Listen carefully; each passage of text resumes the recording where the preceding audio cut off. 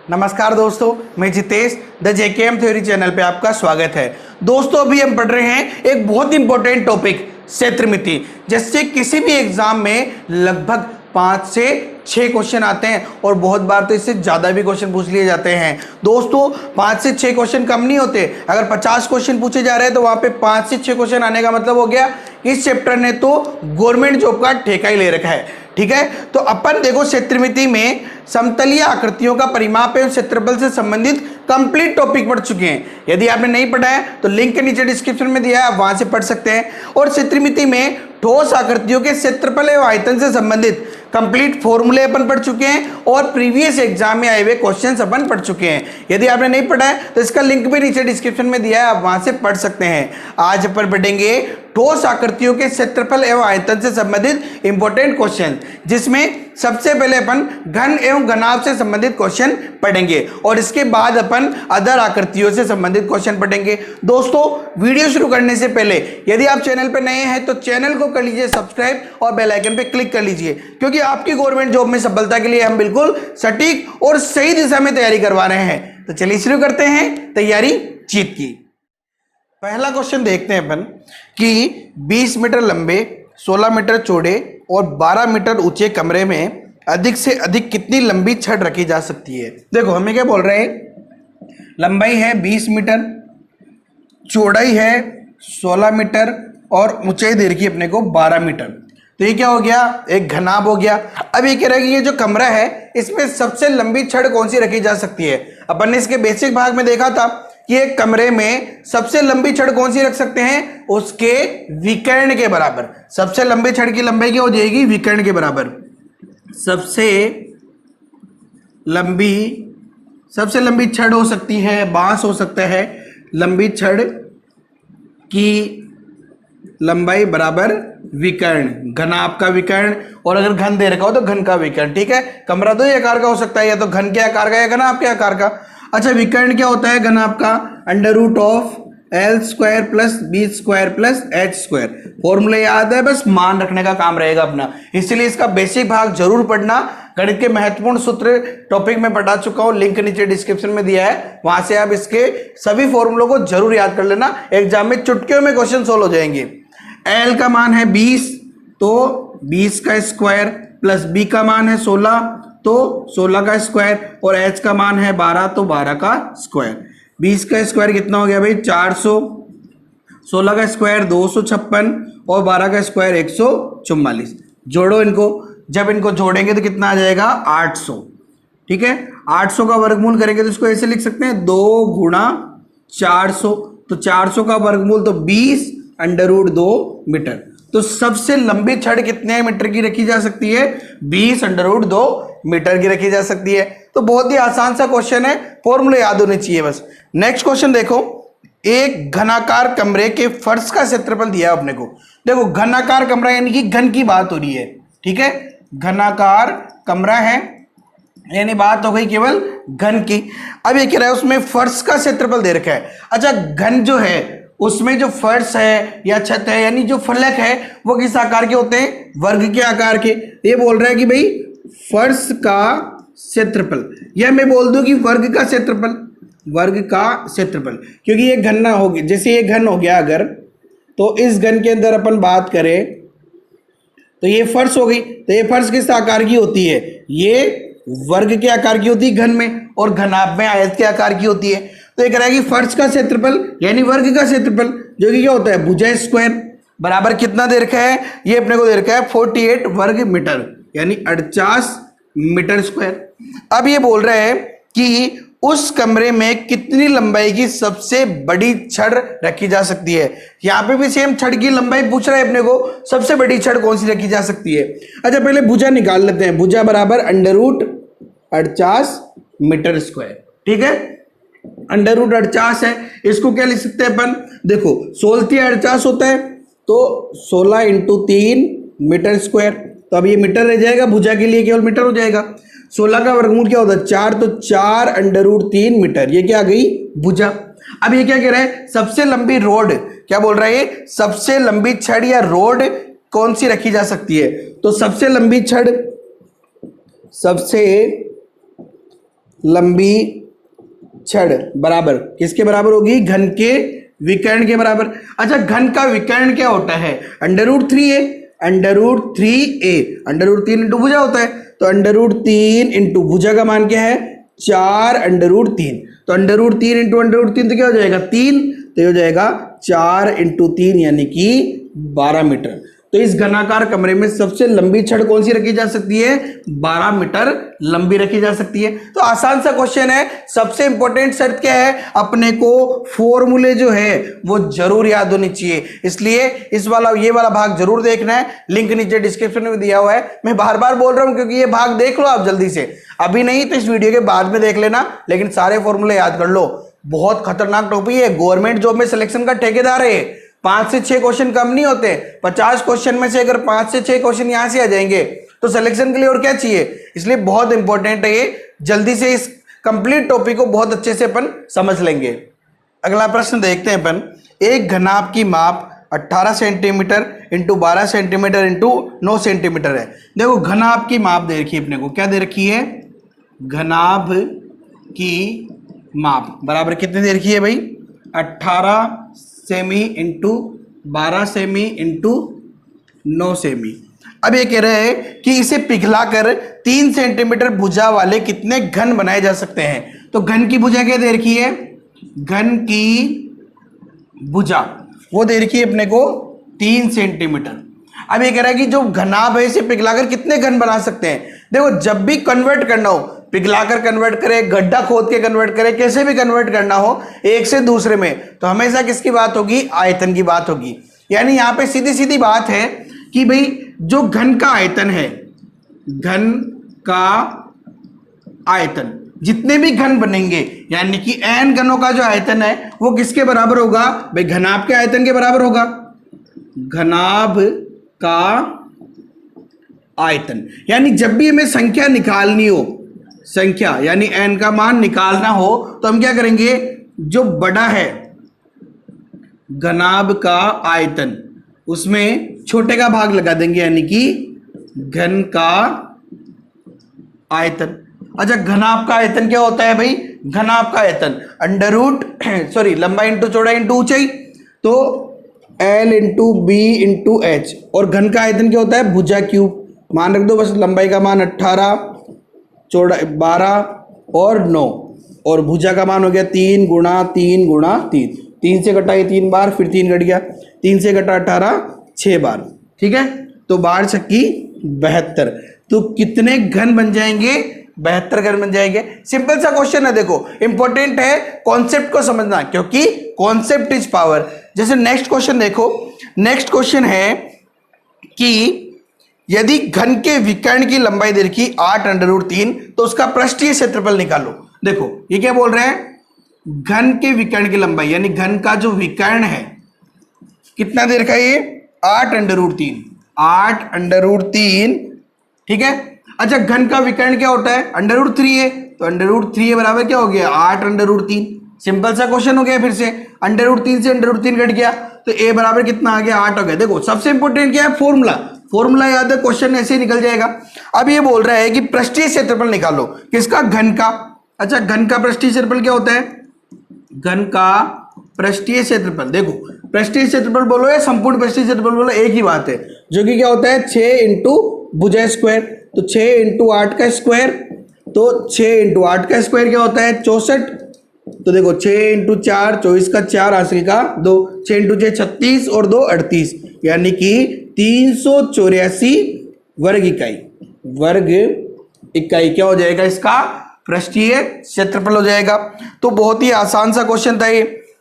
Next question देखते हैं अपन कि 7 सेंटीमीटर भुजा वाले घन में सबसे बड़ा गोला काटा गया है, गोले का आयतन। क्या शानदार प्रश्न है। देखो, 7 सेंटीमीटर भुजा वाले घन में जो घन है, ठीक है, ये घन ले लेते हैं अपन।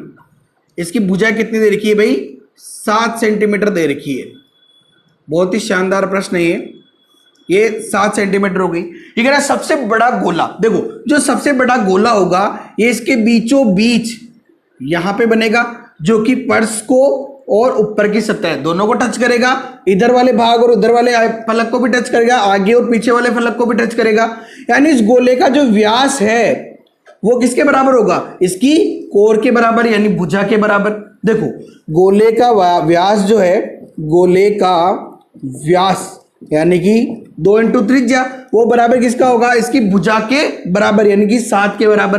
तो r बराबर क्या हो जाएगा 7/2। ऐसे रहने दो, इसको 3.5 करने की जरूरत नहीं है, आगे क्वेश्चन को सोल्व करना है अभी। तो अब ये कह रहा है कि गोले का आयतन होगा, गोले का आयतन सब कुछ सेंटीमीटर में बात चल रही है, तो आयतन निकालना अपने को, गोले का आयतन। गोले का आयतन क्या होता है भाई, गोले का आयतन का फॉर्मूला बिल्कुल जल्दी से याद करो, क्या है, या जी हाँ बिल्कुल सही है, 4/3 पाई r क्यूब। तो 4/3 पाई का मान 22/7 और r का मान 7/2 गुणा 7/2 गुणा 7/2। ठीक है, सोल्व करना है बस इसको। 7 से तो 7 कट गया, 2 से कटा ये 4 2 बार, फिर ये 2 से कट गया 2 और ये 2 से कट गया ये 11 बार। ठीक है, बटेवा 3 है। अब तो आसान है कैलकुलेशन करना, 7 इंटू 7 49 इंटू 11 करना है। तो कैसे कर सकते हैं, देखो 49 को इसे लिखो और 1 छोड़ के वहां पे लिख दो, 11 से गुणा करना तो आसान होता है। 9 9 और 4 13 का 3 हासिल का 1 और ये पे, तो 539/3। 3 का भाग 2, 3 एकम 3 बचा कितना 2, 3 7 21 बचा कितना 2, 3 8 24 3 नाम 27, तो 3 नाम 27 बचा कितना फिर 2 बच गया, तो पॉइंट 2 का हो जाएगा 20, तो 3 इंटू 6 18, 6 6 6 6 चलेगा, तो पॉइंट के बाद 6 5 से अधिक है तो अपन किसको क्या लिख सकते हैं 6 7 लिख सकते हैं। तो ये आ जाएगा अपने पास में आयतन सेंटीमीटर क्यूब में 179.67 सेंटीमीटर क्यूब। तो बहुत ही आसान सा प्रश्न है, थोड़ा सा घुमाया था बस यहाँ पे, इसने यहाँ पे गोला काटा था घन में से, तो अपन तो बहुत ही मशहूर है इसमें, आसानी से सोल्व कर लिया क्वेश्चन को। अगला प्रश्न देखेंगे अब अपन। अगला प्रश्न है कि एक घन के आयतन का उसके अंतःगोले के आयतन से अनुपात होगा। देखो क्या बोल रहा है, एक घन के आयतन का उसके अंतःगोले से आयतन के अनुपात। देखो ये वाली बात हो गई वापस कि अंतःगोला, अंतःगोला यानी सबसे बड़ा जो गोला काटा गया अंदर वो। अब अंतःगोले की जो त्रिज्या है, अंतःगोले के लिए जो त्रिज्या है वो क्या होगी, घन की भुजा का आधा, घन की भुजा का आधा होगी। अब ये बोल रहा है कि भाई एक घन का आयतन और उसके अंतःगोले के आयतन का अनुपात। क्या बोल रहा है, देखो घन का आयतन घन का आयतन अनुपात अंतःगोले का आयतन। ठीक है, तो घन का आयतन क्या हो जाएगा, देखो घन का आयतन होता है भुजा क्यूब, तो भुजा ले लेते हैं अपन, तो 1 का क्यूब a ले ली, तो यहाँ पे त्रिज्या बराबर क्या हो जाएगी a/2।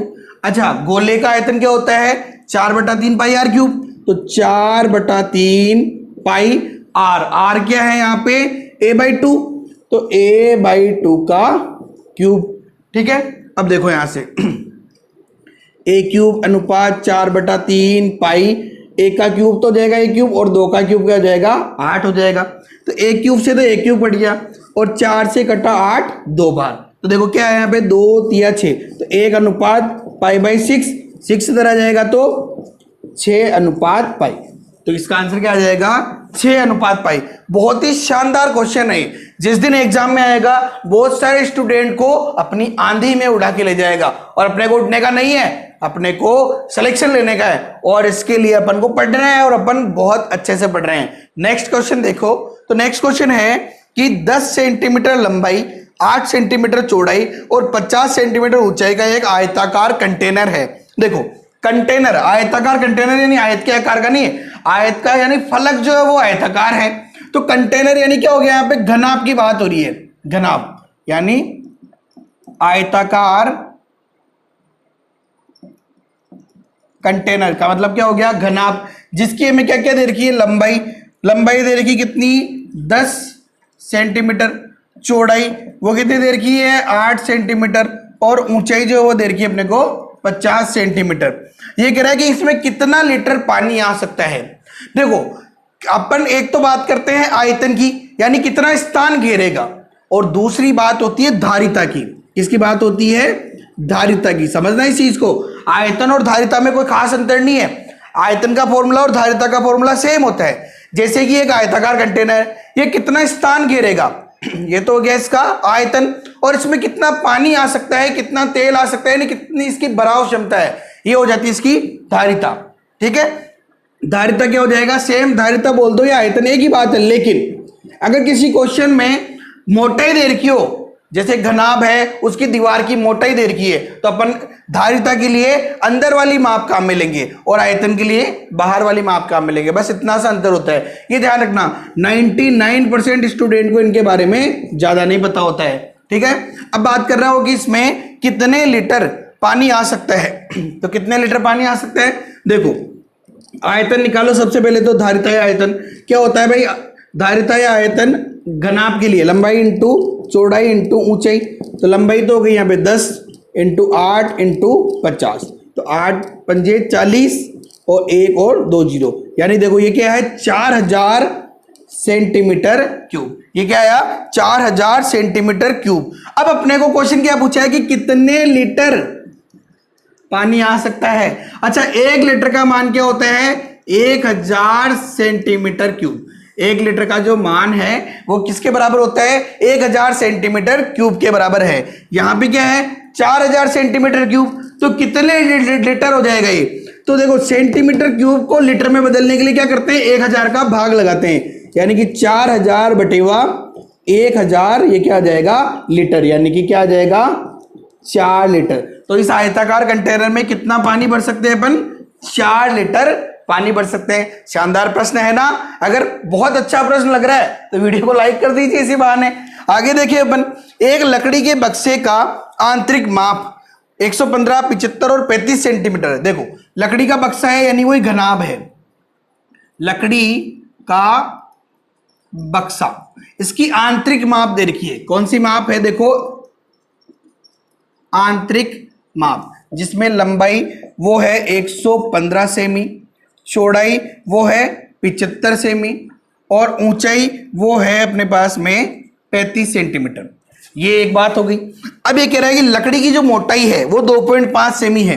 देखो लकड़ी की मोटाई कितनी है, 2.5 सेंटीमीटर।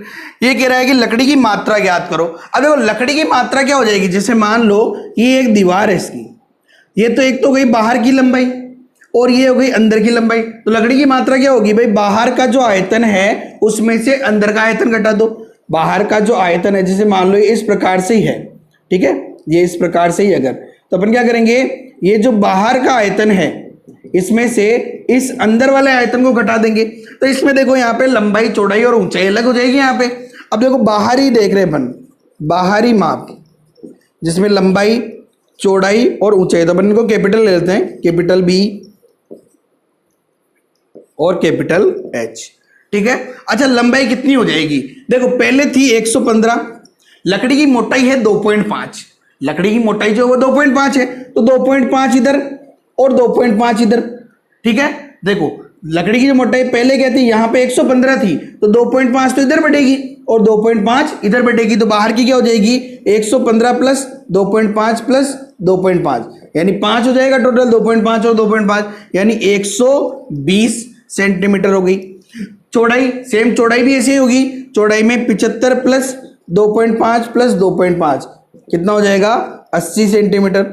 ऊंचाई की बात करें, ऊंचाई 35 थी, तो 35 प्लस 2.5 प्लस 2.5 यानी कितना हो जाएगा 40 सेंटीमीटर। ठीक है, लकड़ी की मात्रा पूछ रहा है, क्या पूछ रहा है, देखो लकड़ी की मात्रा बराबर क्या हो जाएगा, बाहरी आयतन में से आंतरिक आयतन घटा दो, तो बाहरी आयतन माइनस आंतरिक आयतन। अब ये क्या है, देखो घनाभ है, तो घनाभ का आयतन क्या होता है, लंबाई इंटू चौड़ाई इंटू ऊंचाई।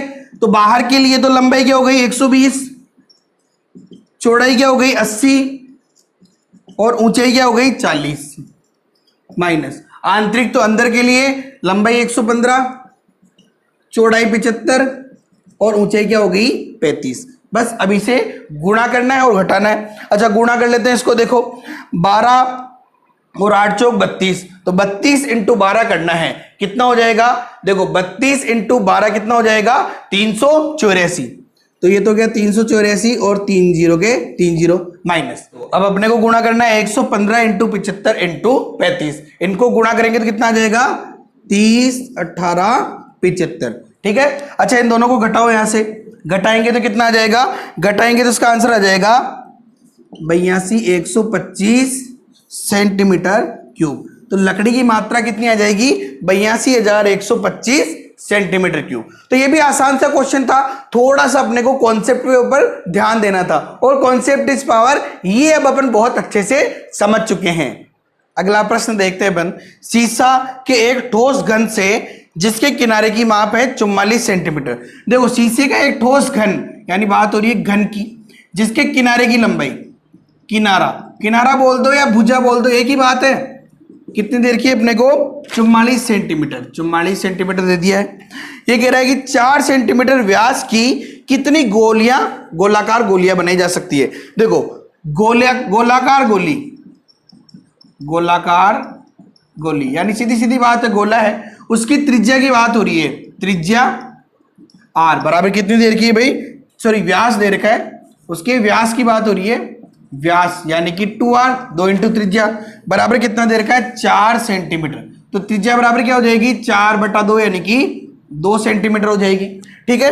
अब ये कितनी गोलियां बना सकते हैं, संख्या निकालनी है। देखो उसे सीधी सीधी बात ये बोल रहा है कि उससे घन से गोलियां बनानी, यानी कन्वर्ट करना है। तो बात किसकी आ गई, आयतन की। तो गोलियों की संख्या,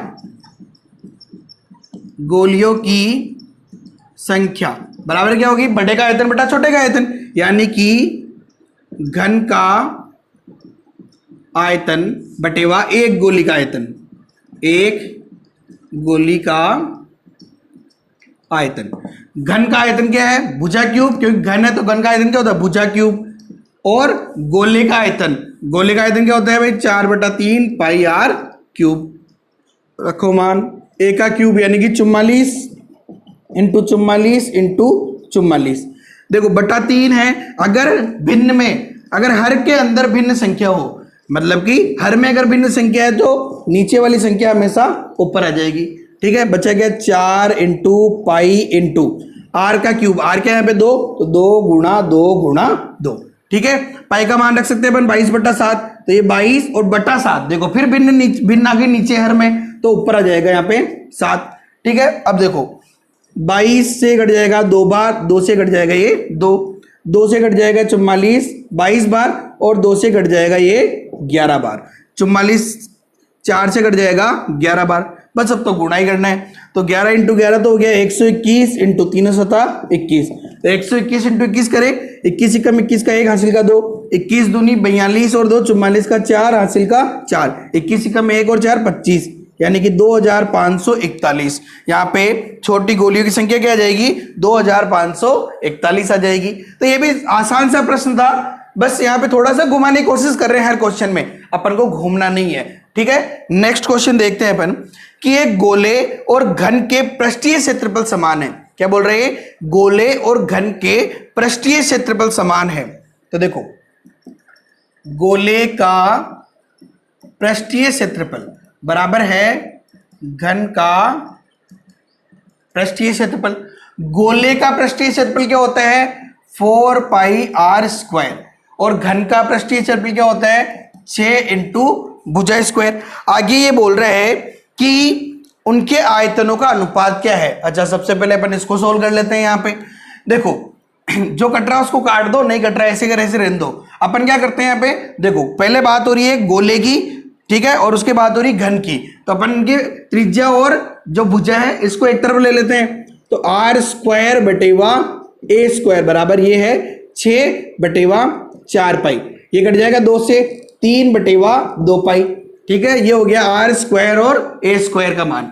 अपन यहां से देखो आयतन निकालना है, अपन r/a भी निकाल सकते हैं। r/a बराबर वर्गमूल कर देंगे तो √3/2 पाई ये आ जाएगा। अब क्या बात कर रहा है आयतन के बारे में, आयतन का अनुपात निकालना है किसका, गोले का, गोले का आयतन बटेवा घन का आयतन, यही पूछे घन का आयतन। अच्छा गोले का आयतन क्या होता है भुजा क्यूब है ना, सॉरी गोले का आयतन 4/3 पाई r क्यूब, और घन का आयतन क्या होता है भुजा क्यूब। बस यहाँ पे देखो 4/3 पाई, तो ऐसे कैसे ये है r³/a³। तो अपन क्या करें, इसका क्यूब कर लेते हैं। क्यूब करेंगे तो क्या आएगा, देखो इसको ऐसे लिख सकते हैं अपन r/a इंटू r²/a², एक ही बात है। तो यहां से देखो 4/3 पाई r/a का मान तो क्या है √3/2 पाई इंटू r²/a² का मान क्या है 3/2 पाई। देखो पाई से तो ये 1 पाई कट गया यहाँ पे, ठीक है। और देखो क्या कट रहा है, 2 से कट गया ये 2 बार और 3 से कट गया ये 3, तो कितना आया देखो यहाँ पे आया 2 √3/√2 और ये पाई, ठीक है। क्या आ रहा है देखो 2√3/2 पाई, वो भी अंडर में है 2 पाई, अगर अलग अलग करूँ तो। चलो इसका आंसर क्या आ जाएगा, यहाँ से देखो अपॉन में √2 पाई है, तो अपन क्या कर सकते हैं यहाँ पे देखो 2 को लिख सकते हैं अपन यहाँ पे √2 इंटू √2 इंटू